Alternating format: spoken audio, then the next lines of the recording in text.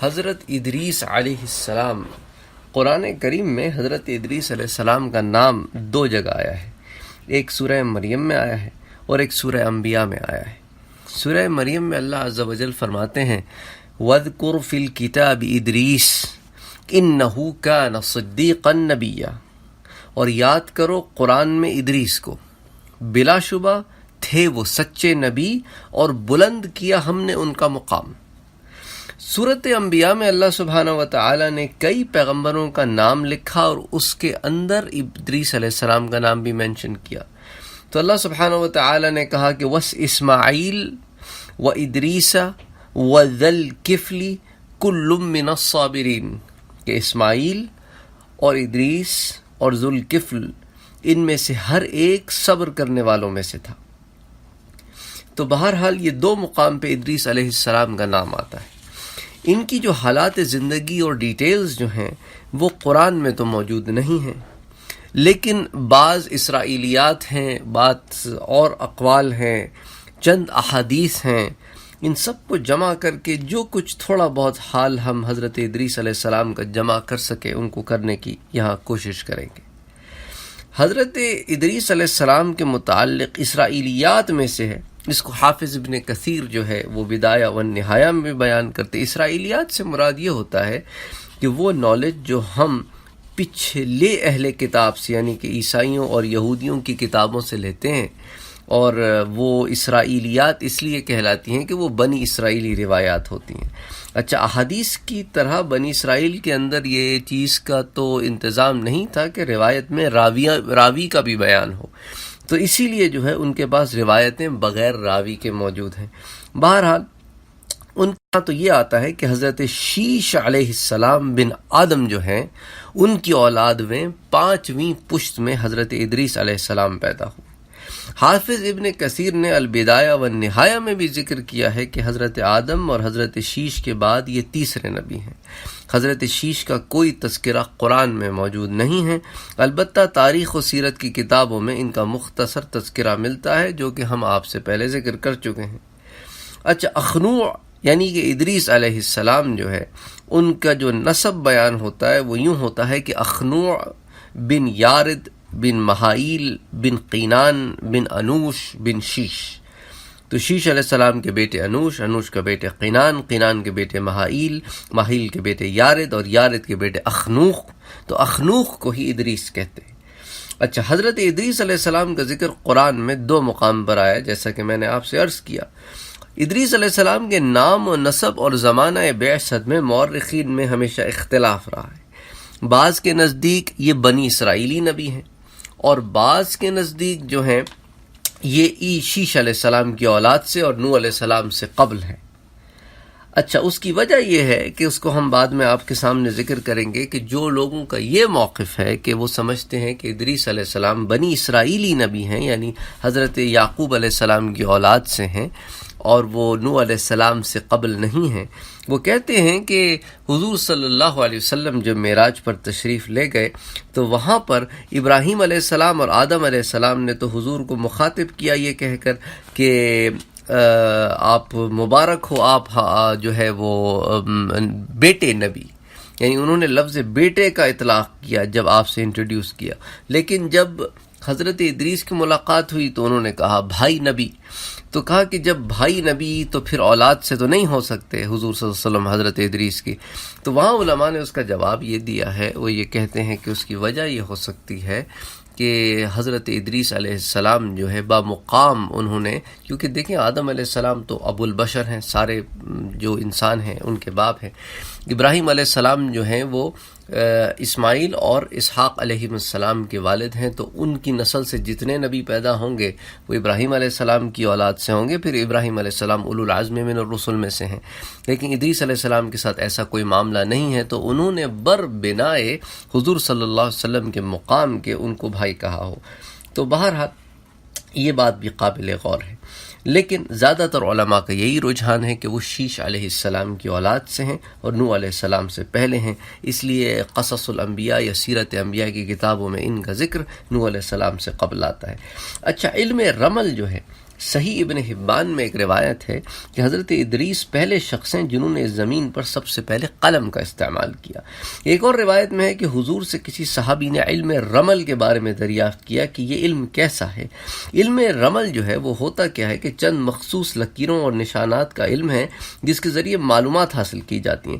آپ نے فرمایا یہ علم ایک نبی کو دیا گیا تھا، پس اگر کسی شخص کے نقوش اور خطوط اس کے مطابق آ جاتے ہیں تو نشانہ ٹھیک بیٹھ جاتا ہے، ورنہ نہیں۔ اکثر محدثین نے اس نبی سے مراد حضرت ادریس علیہ السلام ہی سمجھائے، واللہ اعلم۔ بخاری و مسلم کی حدیث میں جو کہ حدیث معراج ہے، اس میں تذکرہ ملتا ہے کہ حضور صلی اللہ علیہ وسلم جب سفر معراج میں گئے تو حضرت ادریس علیہ السلام سے حضور کی ملاقات چوتھے آسمان پر ہوئی۔ یہ صحیح بخاری میں بھی موجود ہے، صحیح مسلم میں بھی موجود ہے۔ ابن جریر طبری رحمۃ اللہ علیہ نے اپنے مشہور زمانہ تفسیر میں کعب احبار کی ایک روایت نقل کی ہے، لیکن کعب احبار جو ہے کیونکہ یہودی علماء میں سے تھے اور حضرت عمر کے زمانے میں یہ اسلام لائے تو یہ تابعین میں سے ہیں، صحابہ میں سے نہیں ہیں، تو انہوں نے بہت سارے تورات اور انجیل کے واقعات بھی نقل کیے ہیں۔ تو ابن جریر طبری کعب احبار کی یہ روایت ہلال بن یساف کی سند سے نقل کرتے ہیں کہ حضرت عبداللہ ابن عباس نے کعب احبار سے حضرت ادریس کے متعلق پوچھا کہ وَرَفَعْنَاهُ مَكَانًا عَلِيًّا، جو سورہ مریم کی آیت ہے، اس سے مراد کیا ہے؟ تو حضرت کعب احبار نے جواب دیا کہ اللہ نے ایک مرتبہ ادریس علیہ السلام پر وحی بھیجی کہ اے ادریس، تمام اہل دنیا روزانہ جس قدر نیک عمل کرتے ہیں اس میں تو میں کیا کرتا ہوں کہ اتنا ہی اجر و ثواب تم کو عطا کرتا ہوں۔ تو حضرت ادریس نے جب یہ سنا تو دل میں خواہش پیدا ہوئی کہ بھئی اگر میری عمر لمبی ہو جائے تو ہر روز مجھے اتنا ثواب ملے گا، میرے درجات کتنے بلند ہو جائیں گے۔ تو ان کا ایک دوست فرشتہ تھا، اس سے انہوں نے کہا جو کہ میں جو ہوں اپنی ایک ڈسکشن کرنا چاہتا ہوں ملک الموت سے۔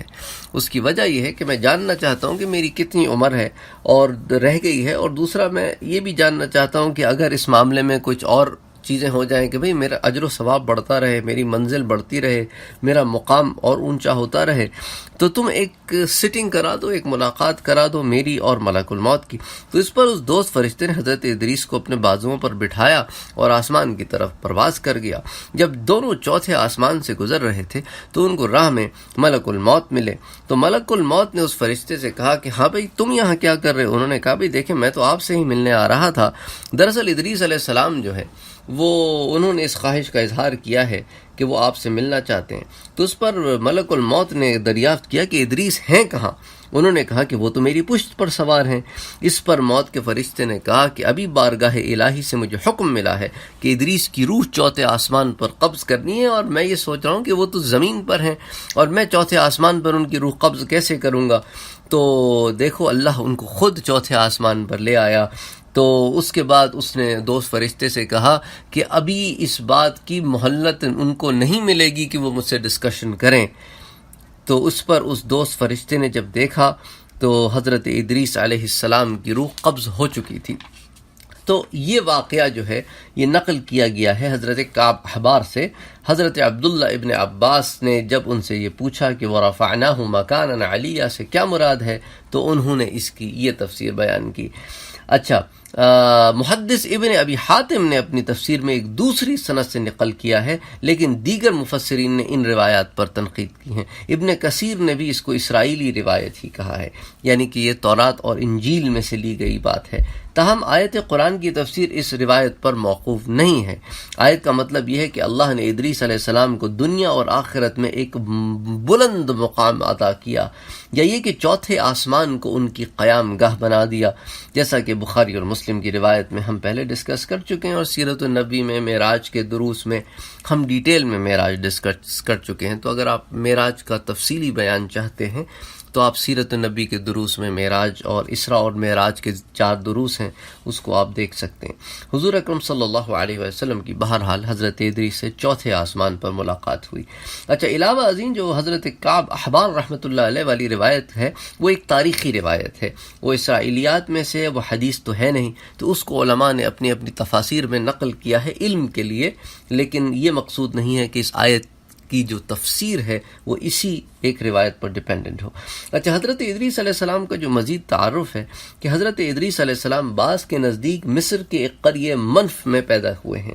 بعض مورخین کا خیال ہے کہ مورخین سے مراد ہوتی ہے ہسٹورینز. بعض ہسٹورینز یہ سمجھتے ہیں کہ یونان جو ہے، رومن امپائر جو ہے، اس میں جو لوگ رہتے تھے یونانی لوگ، ان کے ہاں ایک ماہرین علوم نجوم یعنی فلکیات ایسٹرونومی کا ایک ماہر آدمی جس کا نام ہرمس الحرامہ تھا. تو بعض لوگوں کا یہ خیال ہے کہ یہ ہرمس الحرامہ جو ہے یہ حضرت ادریس علیہ السلام ہے، حالانکہ یہ اس بات پر ان کے پاس کوئی دلیل نہیں ہے. ہاں ایسا کوئی شخص ان کے ہاں گزرا ہوگا، لیکن یہ شخص ادریس علیہ السلام ہے، اس پر کوئی دلیل نہیں ہے. بعض اہل علم کا خیال ہے کہ نہیں، حضرت ادریس علیہ السلام بابل یعنی بیبلون میں پیدا ہوئے ہیں اور وہیں جوان ہوئے. ابتدائی عمر میں حضرت شیش علیہ السلام سے علم حاصل کیا. جب بلاغت کو پہنچے تو نبوت پہ سرفراز ہوئے اور اپنی قوم کی ہدایت کے لیے جد و جہد شروع کی، لیکن قوم ان کی سخت مخالفت کرتی رہی.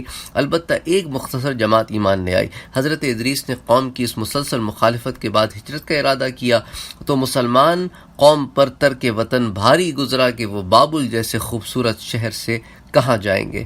حضرت ادریس کی تسلی اور اطمینان دلانے پر قوم نے ہجرت کی اور یہ مصر آ گئے. یہاں پہنچ کر یہ لوگ دریائے نیل کی شادابی سے بہت خوش ہوئے. حضرت ادریس نے یہاں اپنے تبلیغی سلسلے کو جاری رکھا. کہا جاتا ہے کہ اس وقت مصر میں کئی زبانیں بولی جاتی تھیں. اللہ نے حضرت ادریس کو ان تمام زبانوں کا علم دیا. ہر قوم سے وہ اس کی زبان میں کلام کرتے اور اللہ تعالیٰ کا پیغام پہنچاتے. اور یہ شہر جو ہے وہ کئی تھے، بعض نے اس کی تعداد 200 بھی بیان کی ہے. بہرحال وہ کہتے ہیں کہ اسی دور میں جو علم فلکیات ہے، یہ ایسٹرونومی جو ہے، یہ بڑے عروج پر تھا. تو اللہ نے ادریس علیہ السلام کو علم فلکیات جو ہے وہ سکھایا اور ساتھ علم طب بھی سکھایا، جس کو آپ کہتے ہیں کہ بھی یہ میڈیکل سائنسز وغیرہ جو ہیں، اس میں بھی ادریس علیہ السلام کو اللہ سبحانہ و تعالی نے علم دیا. تو علماء نے یہ کچھ باتیں جمع کی ہیں.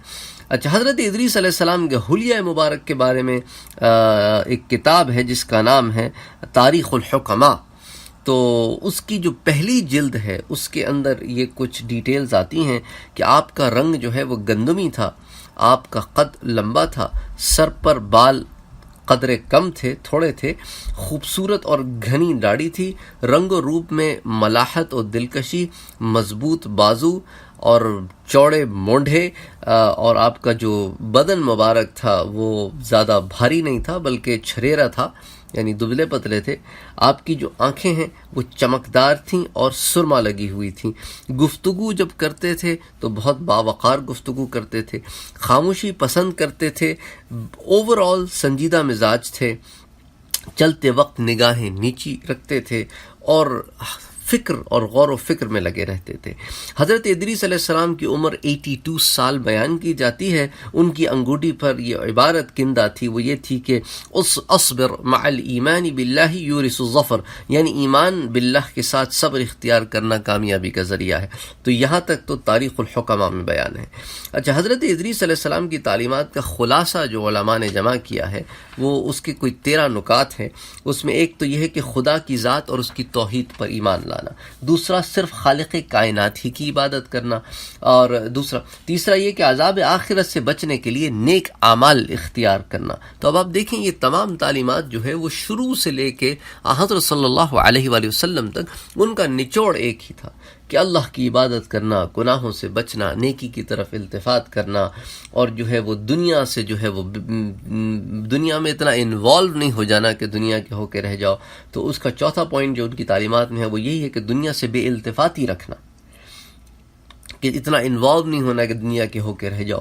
عدل و انصاف کو ہر معاملے میں پیش نظر رکھنا، یعنی you have to establish a justice system, justice ہونا چاہیے، چیزیں جسٹ ہونی چاہیے. مقررہ طریقے پر ہی عبادت الہی بجا لانا، تو ادھر ادھر اپنی مرضی سے عبادت کے نئے طریقے نہ نکالنا، بدعات میں نہ پڑ جانا.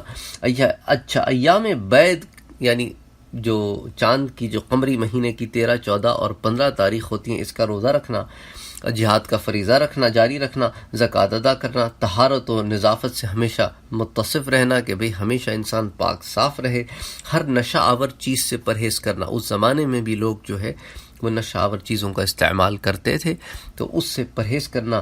نظر اور قربانی میں اللہ کے نام پر جانوروں کو قربان کرنا، اللہ کے سوا کسی کی نظر نہ مانی جائے. پھلوں اور پھولوں میں ہر موسم کی پہلی چیز صدقہ کرنا، یہ ان کی تعلیمات تھیں۔ اچھا، اسی طرح علماء نے ان کے کوئی 11 اقوال بھی جمع کیے ہیں جو ضرب الامثال کی حیثیت رکھتے ہیں، پرووربس کی حیثیت رکھتے ہیں، اور لوگ ان کو کوٹ کرتے ہیں۔ ان میں سے ایک یہ ہے کہ خدا کی بے پناہ نعمتوں کا شکر انسانی طاقت سے باہر ہے، یعنی انسان اللہ تعالیٰ کا شکر کبھی ادا نہیں کر سکتا، لیکن کرتے رہنا چاہیے۔ دوسرا یہ کہ جو علم میں کمال اور عمل صالح کا خواہش مند ہو، اس کو جہالت کے اسباب اور بد کرداری کے قریب نہیں جانا چاہیے۔ کیا تم نہیں دیکھتے کہ کاریگر اگر سینے کا ارادہ کرتا ہے تو سوئی ہاتھ میں لیتا ہے نہ کہ برما، یعنی کہ کوشش یہی ہونی چاہیے کہ انسان جہالت سے اور بدکاری سے دور رہے۔ یہی ایک طریقہ ہے کہ انسان کے علم میں کمال ہوتا ہے اور عمل صالح ہوتا ہے۔ دنیا کی بھلائی حسرت ہے اور برائی ندامت۔ خدا کی یاد اور عمل صالح کے لیے خلوص نیت شرط ہے۔ جھوٹی قسمیں نہ کھاؤ اور نہ اللہ کے ناموں کو تختہ مشق بناؤ، یعنی قسمیں کھانے کے لیے، اور نہ جھوٹوں کی قسمیں کھانے پر آمادہ کرو، کیونکہ ایسا کرنے میں تم بھی شریک گناہ ہو جاؤ گے۔ اس کے بعد ذلیل پیشوں کو اختیار نہ کرو۔ 7واں، اپنے بادشاہوں کی اطاعت کرو اور اپنے بڑوں کے سامنے پست رہو۔ 8واں، ہر وقت حمد الہی میں اپنی زبان تر رکھو۔ 9واں، حکمت روح کی زندگی ہے۔ 10واں، دوسروں کی خوش عیشی پر حسد نہ کرو، اس لیے کہ ان کی یہ مسرور زندگی چند روزہ ہے۔ 11واں، جو ضروریات زندگی سے زیادہ طالب ہوا وہ کبھی قناعت اختیار نہیں کر سکتا۔ تو تاریخ الحکماء میں پر حرم سے ثالث کے تذکرے میں بھی یہ بیان کیا گیا ہے کہ علماء کی ایک جماعت کا یہ عقیدہ ہے کہ طوفان نوح سے پہلے دنیا میں جس قدر بھی علوم تھے ان سب کے معلم اول حضرت ادریس علیہ السلام ہیں، جو مصر کے حصہ اعلیٰ کے باشندے تھے۔ ان علماء کا یہ بھی دعویٰ ہے کہ فلسفے کی کتابوں میں جن علمی جواہر اور حرکات نجوم کا تذکرہ ملتا ہے، سب سے پہلے ان کا ذکر حضرت ادریس علیہ السلام کی زبان مبارک سے ہوا ہے۔ اللہ کی عبادت کے لیے ہیکلوں کی تعمیر، علم طب کی ایجاد، زمینی اور آسمانی اشیاء کے متعلق موضوع قصائد کے ذریعے اظہار خیال بھی ادریس علیہ السلام ہی سے ہوا ہے، اور یہی پہلے وہ شخص ہیں جنہوں نے یہ کیا۔ انہوں نے ہی سب سے پہلے طوفان کی اطلاع دے کر بندگان خدا کو ڈرایا تھا۔ اسی طرح حضرت ادریس علیہ السلام کی پیشن گوئی کے سلسلے میں بھی آتا ہے کہ حضرت ادریس علیہ السلام نے اپنی امت کو یہ بھی بتایا کہ میری طرح اس عالم میں دینی اور دنیاوی اصلاح کے لیے بہت سارے انبیاء کرام تشریف لائیں گے، اور ان سب کی ایک نمایاں خصوصیات ہوں گی، اور وہ کیا ہوں گی انہوں نے وہ بھی بتائی۔ وہ ہر ایک بری بات سے پاک ہوں گے، انسانی فضائل میں کامل و مکمل ہوں گے، زمین و آسمان کے احوال سے واقف ہوں گے، مستجاب الدعوات ہوں گے کہ وہ ہاتھ اٹھائیں گے تو اللہ ان کی دعاؤں کو قبول فرمائیں گے، تو اس کو مستجاب الدعوات کہتے ہیں۔ ان کی تعلیم کا خلاصہ کائنات کی اصلاح ہوگا۔ تو یہ ایک مختصر تذکرہ حضرت ادریس علیہ السلام کا مختلف کتابوں میں جو آیا ہے، ہم نے اس کو یہاں جمع کرنے کی کوشش کی ہے۔ قرآن کریم کی 2 آیتوں میں ان کا ذکر ہے، وہ بھی میں نے آپ سے ذکر کر دیا۔ انشاءاللہ تعالی پھر اگلے درس سے حضرت نوح علیہ السلام کا سلسلہ جاری ہوگا۔ وما علینا الا البلاغ۔